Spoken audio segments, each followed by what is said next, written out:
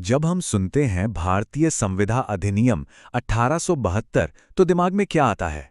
मोटी मोटी कानूनी किताबें, अदालत के चक्कर, कुछ ऐसा ही ना।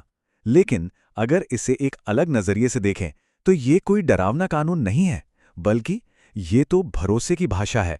जी हाँ, वही भरोसा जिस पर हमारी रोजमर्रा की जिंदगी चलती है। तो चलिए आज इसी भरोसे यानी एक वादे की पूरी यात्रा को समझते हैं। हमारा ये सफर एक बहुत ही बेसिक सवाल से शुरू होता है।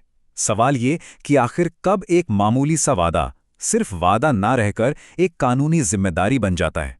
वो कौन सी लाइन है जिसे पार करते ही बात सिर्फ जुबान की नहीं रहती बल्कि कानून की हो जाती है। तो इस यात्रा का हमारा पहला पड़ाव है वादे और एक कानूनी संविदा यानी कॉन्ट्रैक्ट के बीच के फर्क को समझना। देखिए, हर वादा एक कॉन्ट्रैक्ट नहीं होता। तो फिर वो क्या चीज़ है जो एक आम वादे को एक कानूनी वादे से अलग करती है? और वो लक्ष्मण रेखा है, कानूनी संबंध बनाने का इरादा। बस यही है सबसे बड़ा फर्क। जब वादा करने वाले दोनों लोग ये साफ तौर पर चाहते हैं कि अगर कोई अपनी बात से मुकरा तो वो अदालत जा सकते हैं, ठीक उसी पल एक वादा कानूनी संविदा बनने की तरफ अपना पहला कदम बढ़ाता है। इसको एक आसान से उदाहरण से समझते हैं। मान लीजिए दोस्तों के बीच फिल्म देखने का प्लान बना। ये एक सामाजिक वादा है। यहाँ किसी का इरादा एक दूसरे पर केस करने का नहीं होता। लेकिन दूसरी तरफ जब कोई दुकान से फोन खरीदता है तो इरादा एकदम साफ है। यही इरादा एक आम वादे को एक संविदा बना देता है। तो ठीक है, मान लिया कि इरादा भी पक्का है, लेकिन क्या इतना काफी है? नहीं। एक आम समझौते को एक मजबूत वैध संविदा बनने के लिए और भी कुछ चीजों की जरूरत होती है। चलिए उसकी पूरी रेसिपी देखते हैं। किसी भी वैध संविदा की रेसिपी में ये 5 चीजें होनी ही चाहिए। एक साफ प्रस्ताव, उस प्रस्ताव की बिना किसी शर्त के स्वीकृति, दोनों लोगों के लिए कुछ लेन देन जिसे प्रतिफल कहते हैं, समझौता करने की दिमागी और कानूनी क्षमता, और सबसे जरूरी दोनों की स्वतंत्र सहमति। इनमें से एक भी चीज कम हुई तो बात नहीं बनेगी। और यहीं पर इंडियन कॉन्ट्रैक्ट एक्ट का सेक्शन 10 काम आता है। इसे आप एक तरह की क्वालिटी कंट्रोल चेकलिस्ट समझ सकते हैं। अगर कोई समझौता इस चेकलिस्ट के सारे पॉइंट्स पर खरा नहीं उतरता तो कानून की नज़र में वो एक वैध संविदा यानी वैलिड कॉन्ट्रैक्ट है ही नहीं। इस रेसिपी के सभी हिस्सों में से प्रतिफल या कंसिडरेशन का आइडिया सबसे दिलचस्प है। इसका सीधा सा मतलब है कुछ के बदले कुछ।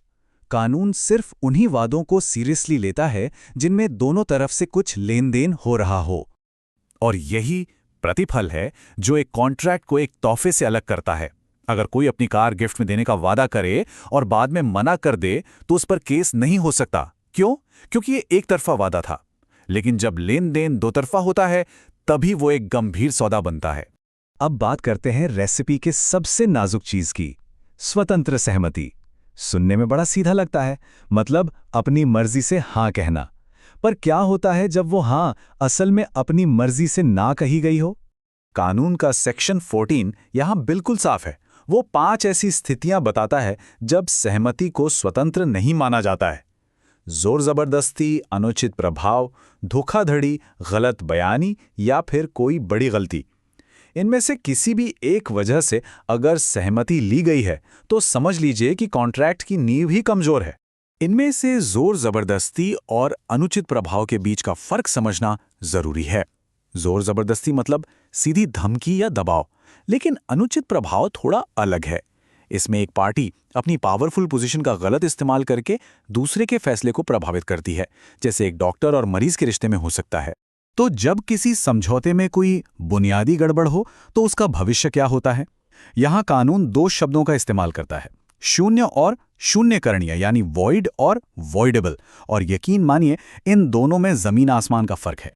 एक शून्य यानी वॉइड कॉन्ट्रैक्ट वो है जो कानून की नज़र में कभी बना ही नहीं, ये शुरू से ही जीरो है, जैसे किसी गैर कानूनी काम को करने का समझौता।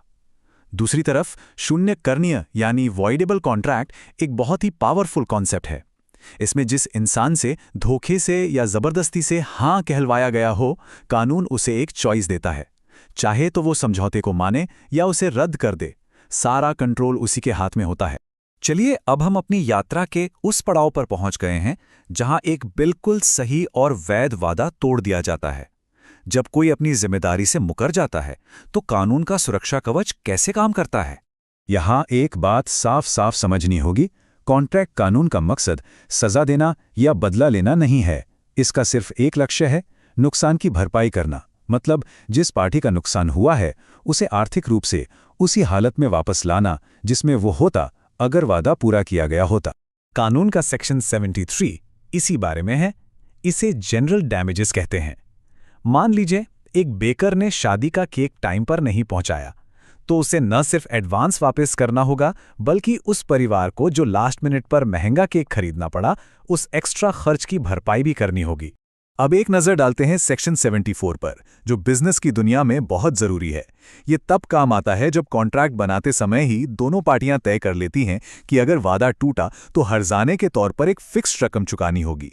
इसे लिक्विडेटेड डैमेजेस कहते हैं। जैसे किसी कंस्ट्रक्शन कॉन्ट्रैक्ट में लिखा हो सकता है कि काम में देरी होने पर हर दिन के लिए 50,000 रुपए का हर्जाना देना होगा।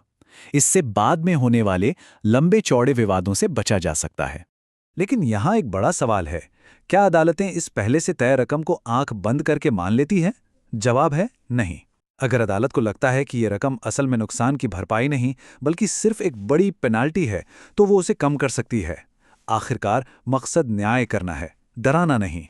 तो हमने एक वादे की पूरी यात्रा देख ली, उसके पैदा होने से लेकर एक मजबूत कॉन्ट्रैक्ट बनने तक और टूटने पर उसके परिणामों तक।